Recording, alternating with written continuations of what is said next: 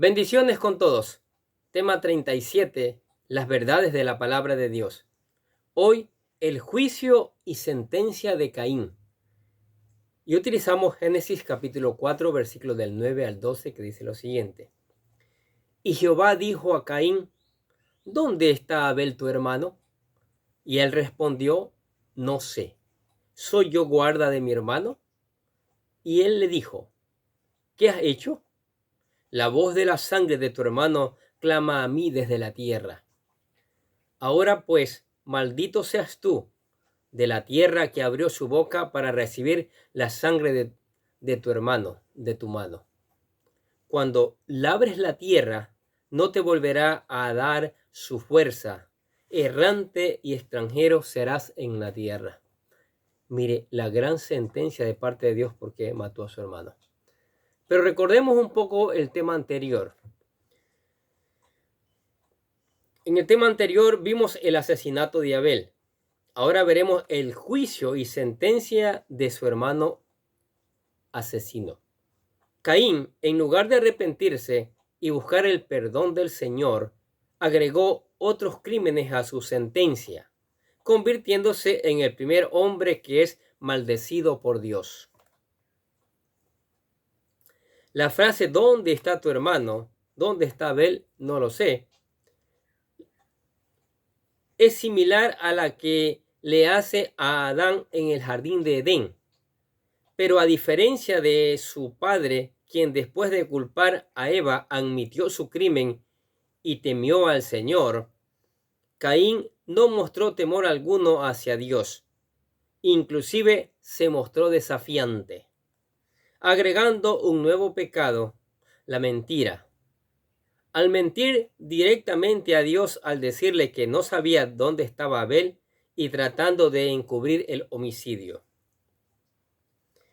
Dice Jeremías capítulo 9, versículo 3 lo siguiente. Mi pueblo encorva sus lenguas como arcos para lanzar mentiras. Se rehúsan a defender la verdad. Solo van de mal en peor. Ellos no me conocen, dice el Señor. Cuando Dios hace esta pregunta, no es porque Él no pudiera donde estaba Abel, no supiera, sino que lo hace para ayudar a Caín a que confesara su pecado y guiarlo para que se arrepintiera. Antes de dictar cualquier sentencia, puede que no haya habido ningún testigo humano del crimen de Caín, pero Dios lo había visto porque el pecado no se pudo esconder. Salmos capítulo 10, versículo 11 al 14 dice, los malvados piensan, Dios no nos mira. Ha cerrado los ojos y ni siquiera ve lo que hacemos. Piensan, Dios nunca nos pedirá cuentas, pero tú ves los problemas y el dolor que causan. Los tomas en cuenta y los castigas. Job capítulo 34, versículo 22 dice, no hay tinieblas tan oscuras que puedan ocultar a un malhechor. En este pasaje de la Biblia nos enseña que Dios no solo conocía el secreto de Caín, sino que también sabe nuestros secretos más profundos. Lo mejor es que busquemos el perdón del Señor antes que estos pecados nos separen de la comunión que tenemos con Él. Dios ya sabe nuestros pecados, así que ¿cuál es el caso de ocultarlos? Él pacientemente nos está esperando para que se lo digamos, para que le pidamos perdón. Mateo capítulo 10, versículo 26, la segunda parte dice, pues llegará el tiempo en que todo lo que está encubierto será revelado y todo lo secreto se dará a conocer. Es increíble, ¿qué les parece? ¿Acaso yo soy guardia de mi hermano? Contesta arrogante. La palabra guardián viene de la palabra hebrea shamar, que es un término legal que denota a una persona responsable de una persona u objeto. Vemos en las escrituras que en este Este término utilizado por Caín es la misma palabra para expresar el cuidado de Dios para el pueblo de Israel, en donde shamar no solo significa preservar y mantener, sino también controlar, regular y ejercer autoridad sobre. Por ejemplo, shamar es utilizado 6 veces en el Salmo 121. Veamos el Salmo 121, versículo 3 al 8. Escuche. Él no permitirá que tropieces. Él te cuidará, shamar. No se dormirá. En efecto, en el que cuida, shamar, a Israel nunca duerme ni se adormece. El Señor mismo te cuidará, shamar. El Señor está a tu lado como tu sombra protectora, shamar. El sol no te hará daño durante el día, ni la luna durante la noche. El Señor te librará de todo mal y cuidará, shamar, tu vida. El Señor te protegerá, shamar, al entrar y al salir, ahora y para siempre. ¿Qué les parece? Muy interesante, ¿no es cierto? Sin embargo, el juego de palabras que utilizó Caín con la palabra shamar está relacionado con otra palabra hebrea que es ra'a, que significa pastor, pastorear, alimentar al rebaño, el oficio que tenía Abel. Podemos ver también esta relación en la expresión que utiliza Jacob cuando habla con su tío Labán. Génesis capítulo 30, versículo 31 dice: ¿qué salario quiere que te pague? Volvió a preguntar Labán: no me des nada, haz una sola cosa y yo seguiré ocupándome de tus rebaños y cuidando de ellos. Con este antecedente, existe la posibilidad de que la pregunta de Caín sea un tono desafiante, sarcástico y de burla al hacer referencia al oficio de pastor de Abel, el guardián y cuidador de los rebaños. Es como si hubiera dicho: ¿acaso soy yo el guardián del guardián? Lo que nos mostraría la actitud de desobediencia deliberada de Caín, y sin ningún indicio para tratar de arrepentirse. En este punto el pecado ya había crecido tanto en su corazón que lo gobernaba totalmente. Dice Génesis capítulo 4, versículo 7, la segunda parte así: ten cuidado, el pecado está a la puerta, al acecho y ansioso por controlarte, pero tú debes dominarlo y ser su amo. La lista de pecados de Caín siguió creciendo desde su primer pecado, la ofrenda que fue rechazada por el Señor, lo que ocasionó que su amor fraternal desapareciera por su egoísmo, enojo y odio hacia su hermano. Después cometió un violento fratricidio. Más tarde mintió, se mostró indiferente y sin ningún remordimiento ante estos graves crímenes. Y por último, su actitud lo llevó a no tener ningún respeto o temor hacia el Señor.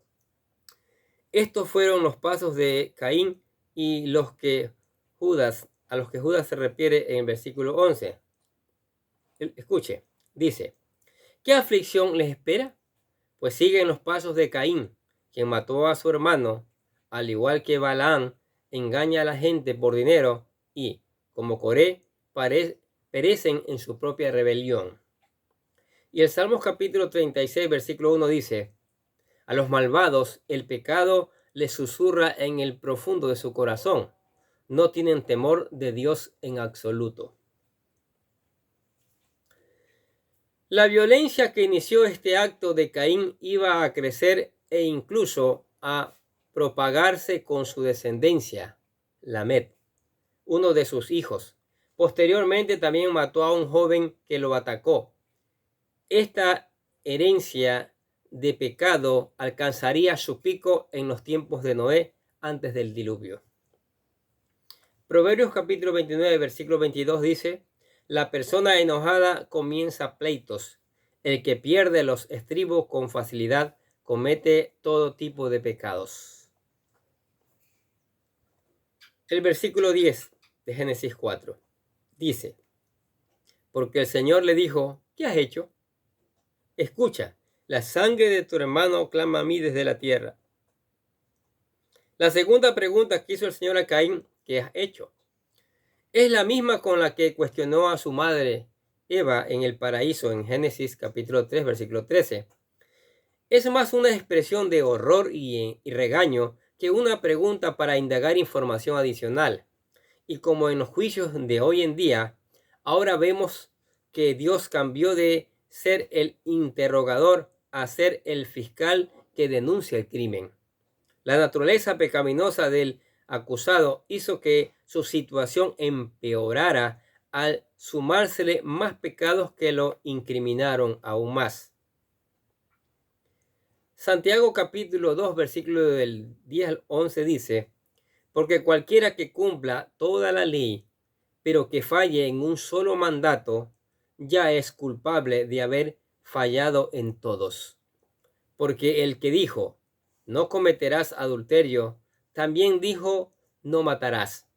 Es decir, que alguien puede no cometer adulterio, pero si mata, ya ha violado la ley.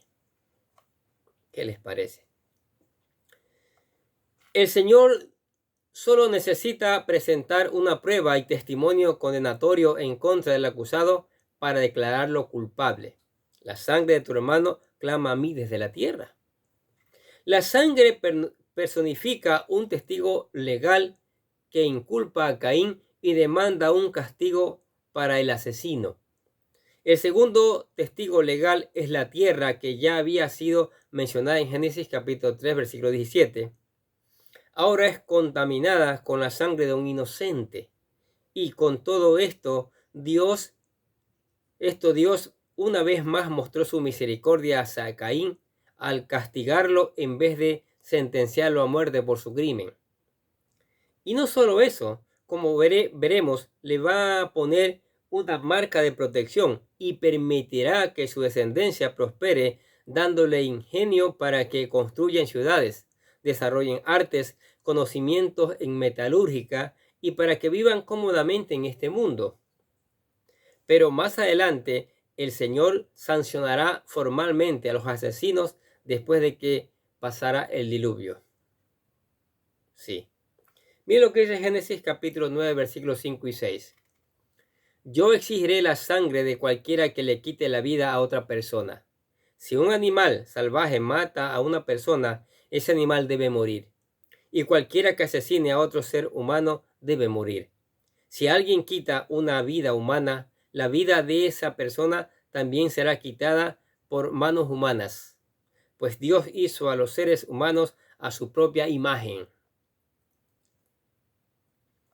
Después el Señor le dio a Moisés las leyes en contra de los asesinos para que no contaminasen la tierra del campamento de Israel.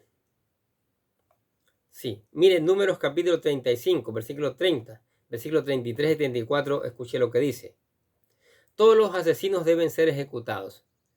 Esto garantizará que la tierra donde ustedes vivan no se contaminen, pues el asesino contaminará la tierra. Y ningún sacrificio, salvo la ejecución del asesino, puede purificar la tierra del asesinato. No deben manchar la tierra donde viven, porque yo mismo habito allí. Yo soy el Señor, yo habito entre el pueblo de Israel. Mire, Dios mandó este mandato, pero el ser humano no quiere obedecer. ¿Cuántos asesinados hay hasta el día de hoy? Miles y millones de personas han sido asesinadas, muchos inocentes. A veces por intentar robarle una cosa. Y la persona se defiende y ¡pam!, le mataron. Y Dios va a pedir cuentas, porque con esto se ha contaminado la tierra. Esta es la primera mención de sangre, Dan, en las Escrituras. De hecho, la palabra hebrea utilizada en este versículo está en plural y, de acuerdo con el rabino Rashi, se refiere a la sangre de Abel y su potencial descendencia. Dios nos dice que la vida de nuestro cuerpo está en la sangre. Levítico capítulo 17, versículo 11, escuche lo que dice. Porque la vida del cuerpo está en la sangre. Les he dado la sangre sobre el altar con el fin de purificarlos. para hacerlos justos ante el Señor. Es la sangre dada a cambio de una vida la que hace posible la purificación. Como humanos, el ver sangre causa una reacción inmediata. El clamar justicia y venganza. La sangre aquí era sangre inocente derramada por manos malvadas, sangre que clamaba a Dios en voz alta. Este tema lo veremos a lo largo de las escrituras desde Génesis hasta Apocalipsis. Parece mentira. Mira lo que dice Apocalipsis capítulo 6, versículos 9 al 10. Cuando el Cordero rompió el quinto sello, vio debajo del altar las almas de todos los que habían muerto como mártires por causa de la palabra de Dios y por haber sido fieles en su testimonio. Ellos clamaban al Señor y decían: «Oh Señor soberano, santo y verdadero, ¿cuánto tiempo has de que juzgues a la gente de este mundo y tomes venganza de nuestra sangre por lo que nos has hecho?» Aunque la sangre de Abel en este caso condena el pecado, tenemos el contraste con la sangre de Jesucristo, que clama gracia y perdón divinos, porque es la que hace posible la reparación de nuestros pecados, de quienes creemos en Él, por supuesto, y en su sacrificio en la cruz. La preciosa sangre de Cristo nos libra, nos lava, nos purifica. Sí, Hebreos capítulo 12, versículo 24 dice: «Ustedes han llegado a Jesús, el mediador del nuevo pacto entre Dios y la gente, y también a la sangre rociada, que habla del perdón en lugar de clamar por venganza con la sangre de Abel». Tremendo, ¿no es cierto? Ahora el versículo 11 de Génesis 4 dice: «Ahora eres maldito y serás expulsado de la tierra que se ha tragado la sangre de tu hermano». Ahora vemos el veredicto de Dios en este juicio, porque Yahweh es un juez justo que conoce toda la verdad. En la sentencia que dictó, como en el juicio contra la serpiente, ahora su semilla, Caín, fue maldecido por el asesinato que cometió. Caín se convirtió en el primer ser humano en recibir una maldición directa como castigo divino. Sus padres, a diferencia, habían sido castigados, no maldecidos. El castigo por el derramamiento de sangre no fue su muerte instantánea y fulminante como hubiéramos pensado como humanos, sino un castigo adecuado a su pecado y de acuerdo al plan de salvación de Dios que inició en el capítulo anterior. Este castigo nos habla de la santidad y la justicia de Dios, quien no tolera el pecado, y de cierta forma podría decirse que Dios siguió dándole más oportunidades para que se arrepintiera y regresara a Él. De lo contrario, su destino en este mundo sería peor que la muerte. Sí. Mire el libro de Job, capítulo 15, versículo 20 al 24 dice: «Los malos se retuercen de dolor toda su vida. Para los despiadados están reservados años de desgracias. En sus oídos resuena el sonido del terror, y aún en los días buenos temen el ataque del destructor. No se atreven a salir en la oscuridad por miedo a ser asesinados. Deambulan diciendo: ¿dónde podré encontrar pan? Saben que se acerca el día de su destrucción. Ese día oscuro los llena de terror. Viven en aflicción y angustia, como un rey que se prepara para la batalla». Caín fue condenado a vagar incesantemente en una tierra que no le proporcionaría ni sustento ni seguridad. No importa dónde fuera en el mundo, la tierra iba a estar en su contra, el suelo que contamina la sangre de su hermano. Qué Qué tremenda que son las consecuencias del pecado y así aún a veces nosotros no queremos entender. No queremos entender. Ahora veamos el versículo 12 de Génesis 4. La tierra ya no te dará buenas cosechas, le dice Dios, por mucho que la trabajes. De ahora en adelante serás un vagabundo sin hogar sobre la tierra. Para un agricultor como Caín, esta maldición era severa, y creo que para todo agricultor. Y significa que Caín pasaría toda su vida siendo un vagabundo, un fugitivo, pero no vemos en las escrituras que Caín vuelve al camino correcto para traer comunión con Dios. No vemos en ningún momento que se arrepiente. Así que pasó el resto de su vida sufriendo por el castigo de su crimen. Sin embargo, Dios no le dejó desprotegido, ya que como muchos estudiosos de la Biblia afirman, el no poder trabajar la tierra lo llevó a que la línea de Caín desarrollara la vida urbana más que una vida rural. Después, de forma similar, vemos que el pueblo de Israel es sentenciado a morir deambulando por el desierto durante 40 años porque desobedecieron al Señor. Leamos lo que dice Deuteronomio capítulo 2, versículos 14 y 15. 38 años pasaron desde que partieron por primera vez de Cades Barnea hasta que cruzamos finalmente el arroyo de Ceret. Para entonces, todos los hombres con edad suficiente para ir a la guerra habían muerto en el desierto, tal como el Señor juró que sucediera. El Señor los hirió hasta que todos quedaron eliminados de la comunidad. Es cosa terrible la desobediencia, el castigo de ella.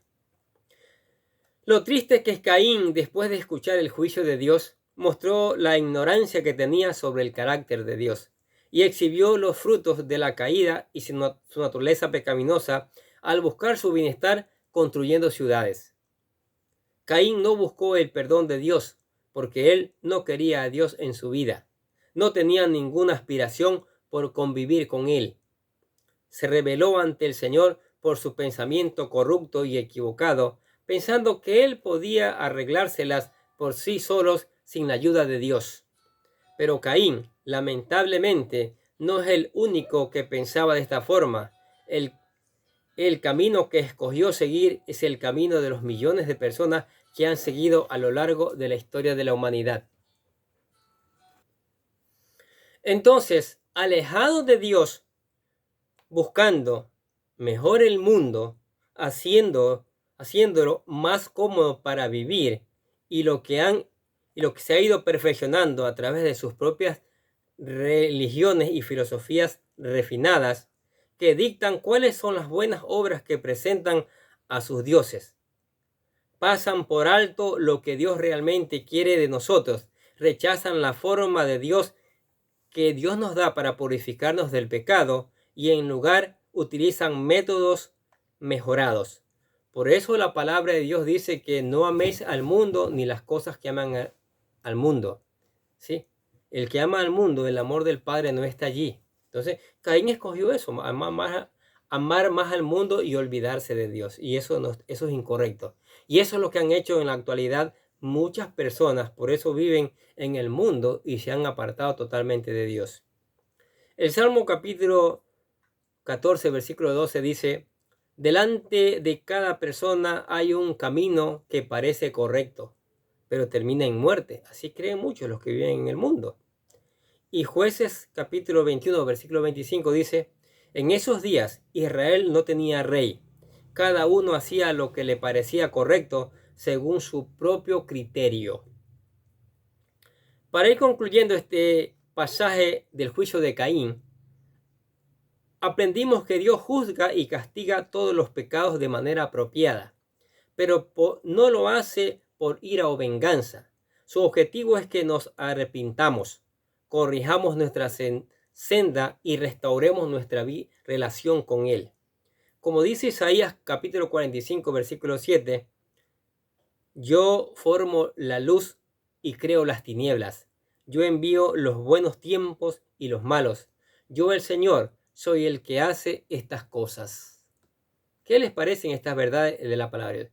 Los juicios de Dios son allí, están determinados, son verdades, no son mentiras. Entonces tenemos que buscar arrepentirnos, tenemos que buscar hacer lo bueno delante de Él, ¿sí? Y el primer paso para comenzar a hacer lo bueno es entregando nuestro corazón al Señor, confesando nuestros pecados, buscando convertirnos en hijos de Dios. Por eso nosotros, como en cada video, nosotros le presentamos lo que llamamos la oración de fe. La oración de fe. Entonces, aquí se la presentamos y repítela con todo su corazón buscando ser hijo de Dios, que dice así: querido Dios, sé que soy un pecador y que nada de lo que hago puede hacerme ganar el cielo o la vida eterna. Creo que Jesucristo murió por mí, derramando su sangre para lavar todos mis pecados para ser redimido, y que se levantó de la tumba al tercer día. Ahora mismo lo recibo como mi Salvador personal, confiando solamente en Él como mi único camino al cielo. Señor Jesús, séllame y lléname con tu Espíritu Santo y escribe mi nombre en el libro de la vida para ser salvo. Y decimos gracias, amado Padre Celestial, por regalarme la vida eterna. Aceptó a Cristo, es lo mejor que usted hizo en toda su vida. Ahora lo que tiene que hacer es venir a la palabra de Dios, meditar en ella todos los días, dejar que esa enseñanza maravillosa llegue cada día a su vida, que el Espíritu Santo le ayude a entenderla, buscarla, aplicarla y después predicarla. Sí, tenga tiempos de oración, converse con el Señor a través de la oración. Él escucha y le responde. Tenga tiempo de alabanza. Alaba al Señor, porque Él es el Dios Todopoderoso y Él está dispuesto a perdonarnos cualquiera que sea la iniquidad que hayamos cometido. Y le invitamos a que venga a la iglesia, ¿sí? Hay espacio para usted y su familia para que juntos sigamos alabando y glorificando su nombre. Amén. Oremos. Padre, gracias por tu palabra, Señor, tan maravillosa, mi Dios. Tu palabra fiel que nos llena, tu palabra que nos bendice, tu palabra que nos capacita, tu palabra que nos señala. Él no está ocultando nada, Señor, porque es tu palabra que está llena de poder, mi Dios. Esa palabra maravillosa, que tu Espíritu Santo nos siga enseñando cada día, Padre, y podamos ponerla en práctica. Que esta palabra sea llevada por todos los rincones del mundo y esta palabra produzca una cosecha para gloria de tu nombre y para testimonio de este mismo mundo que la necesita, Señor. Te damos gracias por tu amor, por tu misericordia, por las bendiciones tuyas que son maravillosas cada día, Señor. En el nombre de Jesús decimos amén. Y los bendecimos a ustedes que escuchan la palabra de Dios cada día. Los bendecimos y sigamos escuchando, sigamos poniendo en práctica, eso es fundamental. Y también reenviando a otros para que otros conozcan estas maravillosas verdades. Nosotros desde acá les deseamos que tengan un día, pero lleno de bendiciones.